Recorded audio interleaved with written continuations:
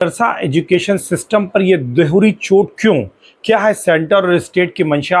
आज की इस वीडियो में हम इस पूरे मैटर को लेयर बाय लेयर समझने की कोशिश करेंगे, पूरा डिकोड करने की कोशिश करेंगे कि आखिर इसके पीछे राइट टू एजुकेशन एक्ट है या सरकार की कुछ और मंशा है, क्योंकि कई सारे स्टेप सरकार ने लिए हैं। मदरसा एजुकेशन सिस्टम और साथ ही साथ माइनॉरिटीज़ के लिए चलने वाली जो अलग अलग स्कीम्स हैं, उनमें जिस तरीके से बजट एलोकेशन को सरकार ने रीडिफाइन किया है और वो लगातार धीरे धीरे कम होता चला गया है, क्या है उसकी वर्तमान में सिचुएशन, हम उन सारे टॉपिक को आज कवर करने चल रहे हैं और समझने की कोशिश कर रहे हैं कि सरकार क्या चाहती है, सेंट्रल गवर्नमेंट का क्या ऑब्जेक्टिव है, स्टेट गवर्नमेंट की क्या मंशा है और इसके पीछे का क्या रीज़न हो सकता है। क्या ये एक आइडियोलॉजी बेस्ड डिसीजन चल रहे हैं या इसके पीछे फिर से पॉलिसी को रिफाइन करने की ज़रूरत को समझ करके इस तरीके के स्टेप जो है लिए जा रहे हैं। क्योंकि अगर हम देखें 2014 में प्राइम मिनिस्टर नरेंद्र मोदी जी जब आए थे तो उन्होंने एक बहुत ही इंपॉर्टेंट बात कही थी कि हम चाहते हैं कि माइनॉरिटीज़ खास करके जो मुसलमान हैं उनके एक हाथ में कुरान हो और एक हाथ में कंप्यूटर हो। लेकिन अगर इससे भी पहले हम जाके देखें, यानी जो वर्तमान सरकार है उससे भी पहले जाकर के देखें, तो जब एनडीए की सरकार थी पूर्व प्रधानमंत्री अटल बिहारी वाजपेयी जी के नेतृत्व में, तो उनका भी पूरा फोकस किस पर था? मदरसा मॉडर्नाइजेशन पर था। मदरसों को अटल बिहारी वाजपेयी जी ने फाउंटेन्स ऑफ लर्निंग बताया था और इस चीज़ के वो फेवर में थे कि मदरसों का मॉडर्नाइजेशन किया जाना चाहिए। फिर सरकार ने क्यों बंद कर दी? SPQEM योजना, इस पर भी हम चर्चा करने चल रहे हैं। अभी हाल ही में सरकार ने जो है ऑनरेरियम जो दिया जाता था मदरसे के बच्चों को सेंट्रल गवर्नमेंट की तरफ से, जिसमें सेंटर और स्टेट का रेशियो जो था 60:40 था, लेकिन उसको भी बंद कर दिया गया है। और ये जो ऑनरेरियम दिया जाता था वो किस लिए दिया जाता था? वो मॉडर्न सब्जेक्ट्स को पढ़ाने के लिए दिया जाता था। वो मदरसों के मॉडर्नाइजेशन से जुड़ी हुई एक स्कीम थी जिसमें से मैथ है, साइंस है, हिंदी है, सोशल साइंस है, इंग्लिश है। इन सब्जेक्ट्स को पढ़ाने के लिए टीचर रखे जाते थे जिन्हें 6,000 और 12,000 रुपए का ऑनरेरियम दिया जाता था, वो भी बंद कर दिया गया है। एक एक चीज को समझने चलना है, पूरे वीडियो के जरिए से हम इसको डिकोड करेंगे कि आखिर ये क्यों किया जा रहा है। फिर मौलाना आज़ाद फेलोशिप स्कीम जो कि 2009 में आई थी और यूपीए की गवर्नमेंट लेकर के आई थी, उसे भी केंद्र सरकार ने बंद कर दिया है। क्यों बंद किया है ये भी जानने की कोशिश करेंगे।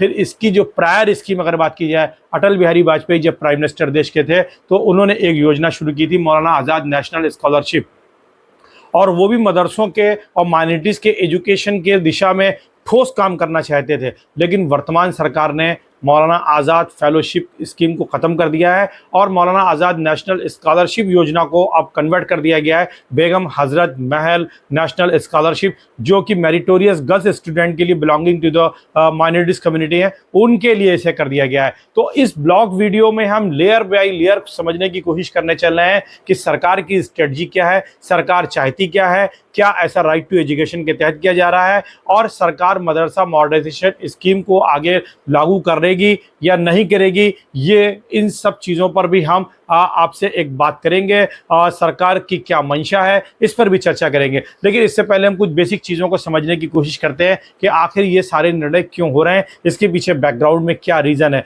देखिए, अगर हम मदरसे टीचर्स की बात करें तो अब उनका फ्यूचर जो यूपी में है वो बिल्कुल एक तरीके से डार्क हो गया है, क्योंकि अभी आपको जैसा कि मालूम है कि हाई कोर्ट की लखनऊ बेंच, जो इलाहाबाद हाई कोर्ट है उसकी लखनऊ बेंच ने जिस तरीके से अनकॉन्स्टिट्यूशनल डिक्लेयर किया मदरसा बोर्ड को, उसके बाद जो वहाँ पर टीचर्स थे वो टीचर्स की सैलरीज बंद हो गई है, उनका मदरसे में भविष्य जो है अंधकार में हो गया है। इससे पहले ही कुछ दिनों पहले सरकार ने जो है, जैसे कि मैंने बताया कि सेंट्रल गवर्नमेंट की स्कीम थी मदरसा मॉडर्नाइजेशन की, उसमें भी फंडिंग को रोक दिया गया है और उसमें भी लड़कों के जो ऑनरेरियम थे वो कई सालों से नहीं आ रहे थे। अभी हाल ही में उन लोगों ने एक बड़ा एजिटेशन लखनऊ में किया था इको पार्क में, हालांकि सरकार जिसमें मदरसा बोर्ड के चेयरमैन ने भी अपनी फेयर शो किया था कि सरकार को इस दिशा में लेना चाहिए, वरना हज़ारों टीचर्स और लाखों बच्चों का जो है कैरियर जो है अंधकार में हो जाएगा। तो एक ये मैटर बहुत इंपॉर्टेंट है। दूसरा ये कि ये जो ऑनरेरियम दिया जा रहा था, इस ऑनरेरियम को सिर्फ मुस्लिम टीचर्स नहीं पा रहे थे, क्योंकि यहाँ पे जो मॉडर्न सब्जेक्ट थे, जैसे कि मैंने अभी बताया, साइंस हो, मैथ हो, हिंदी, इंग्लिश, इन सारे सब्जेक्ट्स को पढ़ाने के लिए जो टीचर्स अपॉइंट किए गए थे उनमें 40% टीचर जो थे वो मेजॉरिटी कम्युनिटी के थे, वो हिंदू कम्युनिटी से थे और 60% मुस्लिम्स थे। वो सारे के सारे टीचर अब अनएम्प्लॉयड हो गए हैं और 21,000 टीचर इस तरीके के थे।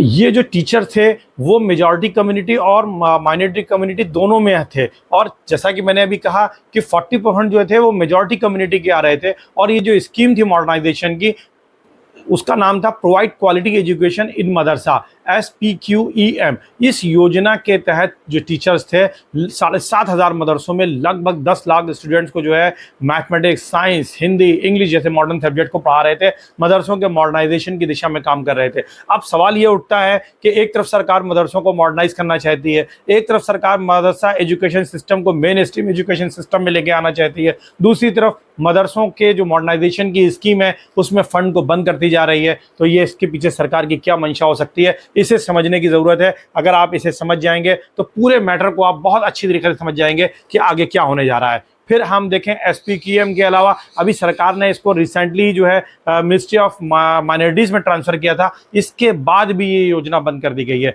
फिर अगर हम आगे देखें तो जो बोर्ड के चेयरमैन हैं उन्होंने भी ये कहा कि ये एडवर्सली इम्पैक्ट करेगा मदरसा टीचर्स के ऊपर और साथ ही साथ मदरसे के जो स्टूडेंट्स हैं उनके ऊपर भी करेगा। तो ये एक बड़ा सवाल है, लेकिन सरकार ने कुछ ध्यान नहीं दिया। कुल मिलाकर के ऐसा लगता है कि जो BJP की गवर्नमेंट है उसका जो मकसद है वो कहीं ना कहीं इन बच्चों को मदरसे स्कूल सिस्टम से निकाल करके गवर्नमेंट के स्कूल के सिस्टम में लेकर के आना है, और ताकि जो उनकी जो रिलीजियस आइडेंटिटी है उसको कहीं ना कहीं स्कैटर्ड किया जा सके, कहीं ना कहीं उसको जो है डिमिनिश किया जा सके।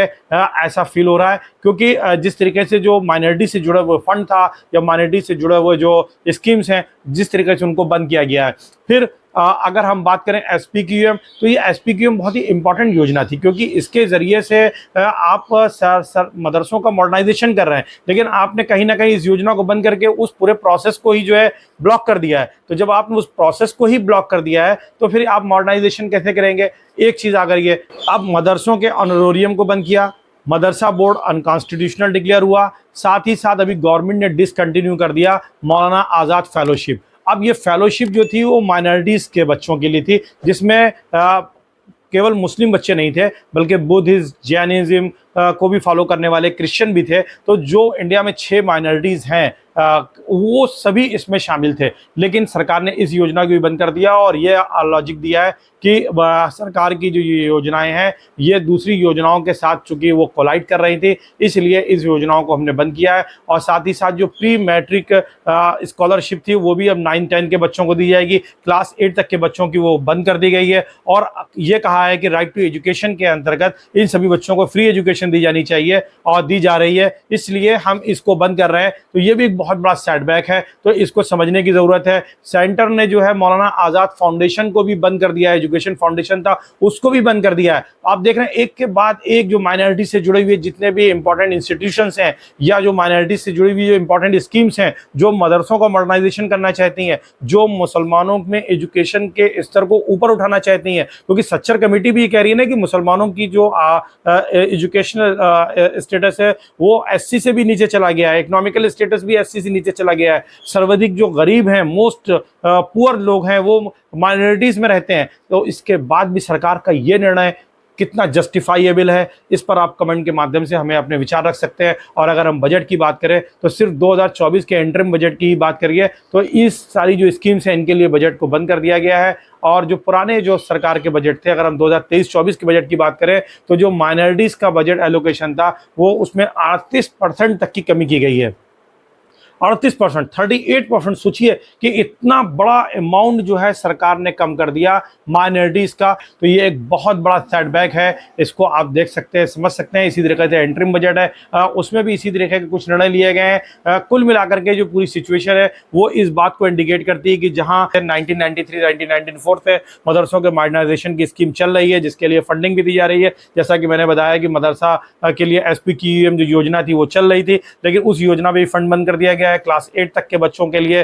अब कोई भी प्री मैट्रिक जो है स्कॉलरशिप नहीं है, साथ ही साथ अब जो है 9th और 10th के लिए स्कॉलरशिप है। राइट टू एजुकेशन जो है उसके अंतर्गत इसको लाने की बात की जा रही है। इस तरीके से जो मदरसों में पढ़ने वाले बच्चों की अपनी जो रिलीजियस आइडेंटिटी है उसको कहीं ना कहीं किल करने की ये कोशिश दिखाई पड़ती है। ऐसा सोशल मीडिया और तमाम जो पॉलिटिकल एनालिस्ट हैं, जो मुस्लिम इंटेलेक्चुअल्स हैं, उनके बीच में ये चर्चा है कि सरकार के ये जो निर्णय हैं वो मुसलमानों की जो रिलीजियस आइडेंटिटी है उसको कहीं ना कहीं ख़त्म करने की कोशिश दिखाई पड़ती है, जो कि उसकी आइडियोलॉजी के करीब दिखाई पड़ती है। और फिर जिस तरीके से भी मदरसा बोर्ड को हाईकोर्ट के निर्देश के बाद अनकॉन्स्टिट्यूशनल डिक्लेयर किया गया और जिस तरीके से उसकी प्लीडिंग हुई है, वो सारी चीज़ें ये इस बात को इंडिकेट कर रही हैं कि अब इस तरीके के मदरसा एजुकेशन सिस्टम को दोबारा रिवाइव करना डेफिनेटली एक मुश्किल काम होगा। और इसीलिए नदवतुल उलमा के जो बहुत बड़े एक स्कॉलर है मौलाना अली मियां रहमतुल्लाह अलैह, उन्होंने पहले ही ये बात कही थी कि मदरसों को सरकारी जो इमदाद है या डोनेशन है या जो सरकार की तरफ से मिलने वाली मदद है उस पर अपने को फिक्स नहीं करना चाहिए, क्योंकि आने वाले में ये जो उनकी ऑटोनोमी है, जो उनकी स्वायत्तता है, उसको कहीं ना कहीं बाधित करेगा, कहीं ना कहीं उसमें रुकावट डालेगा, ऑब्स्टिकल बनेगा। और ये बात आज उनकी सच साबित होते हुए दिखाई पड़ रही है। और इसलिए हमें अपने मदरसे की जो एजुकेशन सिस्टम है उसको अपना जो हमारा सामाजिक या कम्युनिटी बेस्ड जो हमारा इंफ्रास्ट्रक्चर हो सकता है हमें उस पर रिलाई करना चाहिए। और जो मॉडर्न एजुकेशन के लिए जो गवर्नमेंट के इंस्टीट्यूशन है जो मॉडर्न एजुकेशन लेना चाहते हैं वो वहाँ पर रिलाई कर सकते हैं। हमारा वीडियो आपको कैसा लगा? अगर आपको अच्छा लगा हो तो लाइक और शेयर जरूर करें। कोई सुझाव हो तो आप हमको अपने सुझाव दे सकते हैं। Thank you.